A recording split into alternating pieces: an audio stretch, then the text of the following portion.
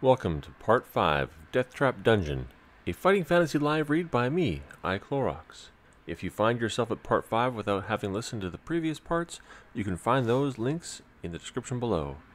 In Part 5, we meet our new best friend, read all the books, and double down on cave trolls. So I hope you enjoy, sit back, relax, and away we go. He grunts his reply, saying that he's going west, and you may go with him if you wish. If you'd like to head west with the barbarian, turn to 22. If you'd rather decline his offer and head east alone, 388. All right, so this is barbarian. East alone is 388, and west is 22. I want to show you the illustration of this barbarian, though. What kind of sunglasses does he have? Or is that an eye patch? I think that's maybe an eye patch. Oh, map. Okay, cool. I agree. RLXP, you must be well versed in the RPG. I agree. Don't split the party. And I'll show you what our map looks like in 1 second. Let me just bookmark that page. Okay, so here's the first map we did. All right, so started, went up, Here's the first time we died was in the cellar by eating those crazy mushrooms. And then that was the first time was the cellar, then the goblins. That was the second time we died. I'm going to transfer over here. This is the new goblins, and we went left here. We found the ball skull room there. We've gone up. We took the left-hand passage on the doorway. We were forced to go investigate the bodies of those dead orcs here. Now we're at the barbarian. We can go east or west. So I think we're going to go west and split the party here. So you think that the barbarian's going to turn on us? I mean, it's probably just a fight. So now you got it wrong. You have little B barbarian. This guy is a big B barbarian. Capital B barbarian. Totally trustworthy. But you know what? You reserve the right to tell me that you told me so if we die. Okay, don't split the party. 22. Here we go.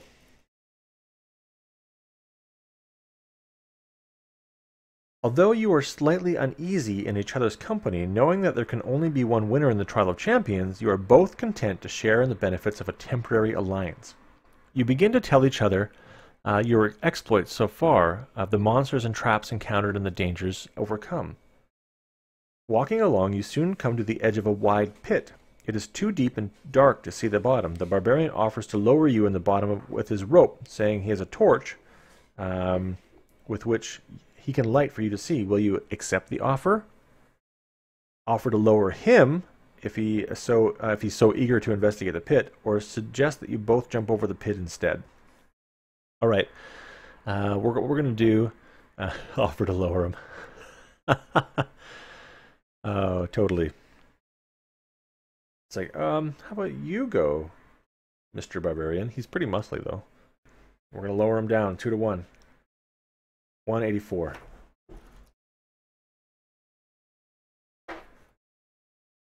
The Barbarian, who tells you he's called Throm, ties the rope around his waist, giving you the free end. He lights the torch. As he lights the torch, you can see a look of distrust in his eyes. Slowly, he climbs over the edge of the pit, while you brace yourself and take the strain of the rope. As you lower him little by little, you see the smooth side of the pit illuminated by Throm's torch. He finally reaches the bottom and calls up to you, saying that there's another tunnel running north. He tells you to secure the rope around a rock protruding from the edge of the pit and lower yourself to the bottom. If you wish to stay with the barbarian and head north down the lower tunnel, turn to 323. If you wish to abandon him and jump over the pit to head west, turn to 149. All right, so I think that he seems kind of trustworthy. I think we can go down into that pit. And let's see, join him. Go down. All right, everybody's in agreement. Let's do it. 323.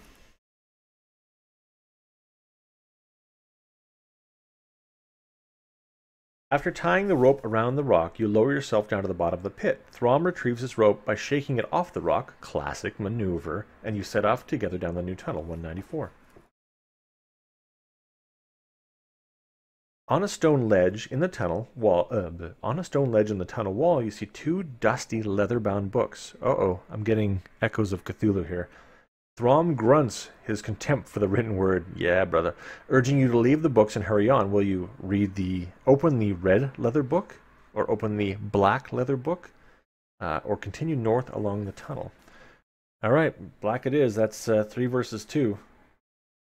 Everybody can exclamation point kill each other after this if it all goes awry. 138. We'll never know what will happen. The book's pages are sealed together, but a small hole has been cut in the middle of them, just large enough to hold a small corked bottle containing a clear liquid. You show it to Throm, who holds it up in his hand, indicating that he does not want you to come anywhere near him with it. His distrust of things unknown is strongly evident. Will you drink the liquid? Rub the liquid into your wounds. We're not wounded. I like the vote change there. Open the red book if you haven't done it already, or leave the bottle and book to continue north of Throm. Okay, so we can open the red. We can't take the bottle with us because we don't know what it is, so we can just like instantly drink it if we want to. Chug, chug, chug, chug, chug, chug, chug. All right, finger bookmark, 397. I'm not even going to wait. This sounds too exciting. Way at the end.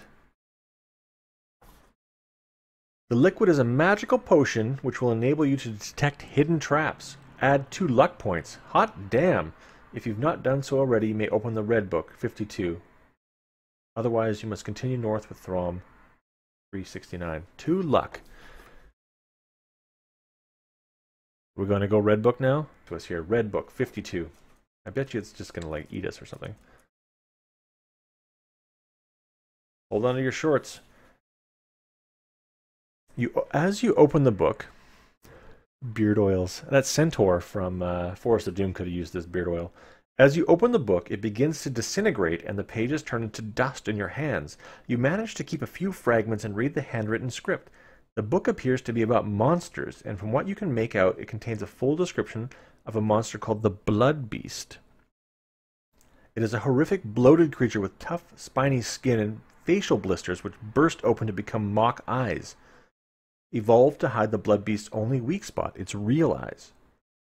Blood beasts usually dwell in pools of fetid slime which give off a poisonous gas. The gas is so strong that it can easily knock people unconscious. The Blood Beast, although too bulbous to haul itself out of its slime pool, has a long and vicious tongue which it wraps around its victims before it drags them into its pool. Oh, cool, we found the cover beast here. One sec. As the victim's flesh starts to decompose in vile slime, the Blood Beast will feed from it. You tell Throm about the grotesque Blood Beast, but he merely shrugs his shoulders and tells you to get going. Yeah, whatever. I've had worse. If you've not done so already, you may open the black book. Otherwise, you must continue north with Throm, 369. Okay, there. We found the description of the cover creature. The Blood Beast. Damn, cool. I'm excited. 369, continue north with Throm. 369.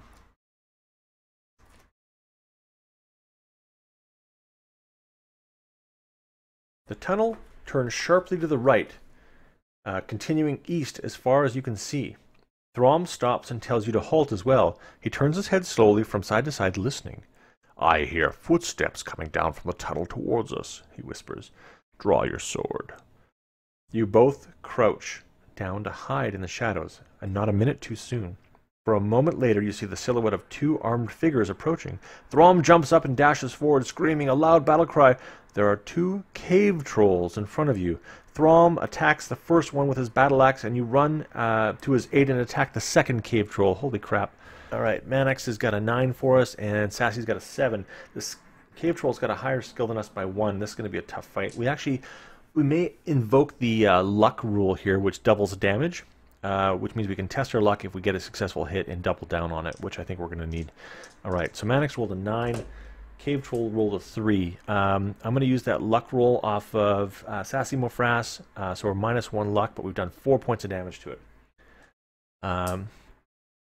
And then we're going to, yeah, Thanatos. It's kind of like single-player D&D in a book, but I'm making it into a multiplayer game by streaming it on Twitch. War Pigs rolled a 6. Damn, that cave troll hit us hard with a 12, unfortunately. We're down 2 stamina and 1 luck. It rolled a 7. I need another roll from somebody, please. I know that this is a 30-second delay, unfortunately. It's got a total of 17. We need to get one more in there. Exclamation point. Roll. Sassy Mulfrassi. Alright, so we're down 4 stamina on that one. It rolled a double 1. Somebody's got to beat that. Yeah, December. Awesome. Good roll. We'll use Manox's luck roll, so it's down 8 stamina at this point. We're doubling down on our rolls. That means we need to get one more lucky strike. We're down to 13 stamina in this one.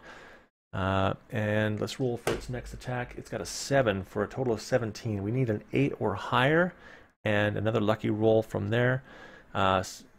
Fantastic. Okay, Sassy rolled a 10. If somebody can roll under a total of 9, under 9 or under, then we're going to kill this cave troll. I'm going to do a quick bookmark update. I'm glad you like it. If I do this, I'm reading a new book. Hey, Magpie. Wow. A host. I'm honored. That's awesome. Thank you very much. Oh, War Pigs gets it. All right, we killed the cave troll. We spent 3 luck on that. Here we go. Luck down to 3, so we down to 8, and we also got hit twice for a total loss of 4 stamina, down to 13. But we vanquished the cave troll, and hopefully Throm has done his part and defeated that second cave troll. So there we go. We won that 288. We're going cave troll down. You look to your left and see Throm standing over the cave troll he has slain. Blood is pouring out from a deep cut in his shoulder. Oh crap! But he does not seem to worry him. You search the bodies of the cave trolls, but find nothing apart from a bone ring on a leather cord hanging around the neck of one of them. The ring is engraved, the symbol which Throm recognizes. He explains that it must have belonged to the Druids of the North, and that an ancient talisman such as this will increase your powers if your body is able to accept it. Throm will not touch it, and advises you to leave it well alone. If you wish to put the ring on, turn to 64. If you'd rather continue east with Throm, turn to 221. What do we think? Can we take it? Is our body able to accept how awesome this ring could be? What does everybody think? Oh, shoot, our luck didn't get saved here. One sec. Boop, there, 8 luck. My body is ready. If you'd rather continue east with Throm, turn to 221. No, we're doing it. Body is ready. 64. As soon as you put the ring on your finger, your whole body starts to shake. Roll 2 dice. If the total is the same or less than your skill score, turn to 115. If the total is greater than your skill score, turn to 190. Is our body ready? Yeah, that's a great point, RLXP. Tin Man Games is doing versions of these, and it's pretty awesome. Here, I'm going to... Sassy rolled a 2 and a 3. All right, you got the roll in before I could shake a. If you're wondering what this is over here, this is my crystal ball in which I get to roll my dice. Our body is ready. It is the same or less than our skill score. Let us reveal what this druidic ring does to us. 115. Your body continues to vibrate intensely, and you feel as though you're about to pass out, but your strength is great, and you manage to withstand the tremendous shock to your system. Finally, you calm down and begin to feel the ring's beneficial powers working on you. Add 3 stamina points. You see Throm looking at you anxiously, so you reassure him that you're fully recovered. He strides off east, and you follow him eagerly. 221. Good call. Our body was totally ready, and we desperately need that stamina back for a total of 16. Let me see if I can type the right number into this machine here. Oh, did the wrong thing there. Oh no! Sweet, sweet ring. Alright, 221. Throm, Don't be scared, man. Come on. Live by the seat of your pants. Or your loincloth, whatever you got. The tunnel leads to a damp... Hold on one second. I just want to make sure I'm tracking this properly on our map.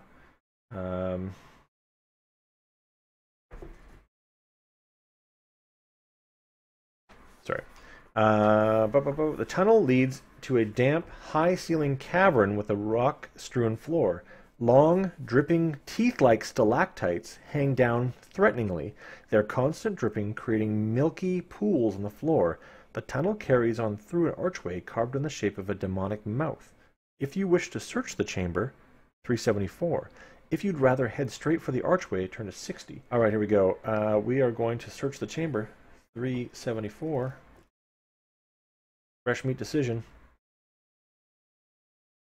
As you walk around the cavern, you find nothing of interest. Throm calls out behind you, saying that he has found a leather pouch under a pile of rocks. Opening the pouch, he laughs out loud as a tiny mouse runs through his fingers and scurries off into the crevice between two boulders. Suddenly you hear the sound of cracking rock above you and look up to see the stalactites breaking off the roof. Weird coincidence? I don't know. Throm's booming laugh, which still echoes through the chamber, has made the stalactites vibrate and break off. Throm, you barbarian bastard, you! You yell at Throm to run through the archway as the stalactites start to crash to the floor. Test your luck. If you're lucky, 118. If you're unlucky, 295. Please, somebody, roll low. Oh, RLXP, not lucky. Oh, unlucky, 295. That's okay. We only blame you for what's about to happen. Let's take it. Running towards the archway, you stumble over a rock and lose your footing. You land sprawled on the floor, and before you have time to get up again, a stalactite crashes down on top of you, its pointed tip piercing your leg. Lose 5 stamina. If you're still alive, which we are, 206. All right, cool. Not the end of us. I mean, considering that we've already died twice in Deathtrap Dungeon. Shh, don't tell anybody that we did that. 206. Play it like it rolls. All right, here we go. I'm going to drop our stam down by the 5 that we lost there. Totally could have been worse. All right, here we go. The stalactites continue to fall around you, but you haven't enough strength to do more than crawl towards the archway. Suddenly you feel an arm around your waist picking you up, and you realize in your semi-conscious state that Throm is carrying you. He lays you down in the safety of the tunnel and tends your wounds. You decide to eat some of your provisions and help regain your strength, and you also give one portion to Throm in gratitude for rescuing you. He apologizes for starting the rockfall and offers you his hand to shake. Despite the pain, you manage to smile and shake his hand. Bros. When you have finally recovered, you stand up and head east, with Throm leading the way. Turn to 60. Alright. 60. Alright. The tunnel ends in a large oak door. Throm wastes no time in testing the handle and is somewhat surprised to find the door unlocked. He pushes it open and walks into a torch-lit chamber. Sitting alone on an ornate chair is a dwarf. Badass illustration. Super awesome. Who bids you to enter the chamber. As you do so, the oak door swings shut behind you.